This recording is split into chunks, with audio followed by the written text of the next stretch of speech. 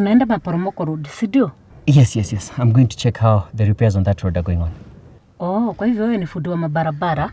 Yes. I'm a civil engineer by profession. I help build the best roads and bridges in this country. Is that so? Yes, of course. Now please, tafadhali tuende, niko na haraka. Na hebu nikuulize, kwa nini hujatengeneza barabara ya kwetu Ushago? Haijao aiguzwa na mtu tangu 1933.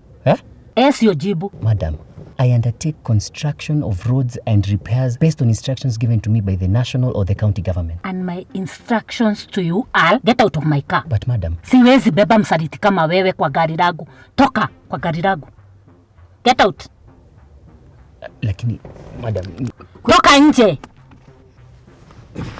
Out.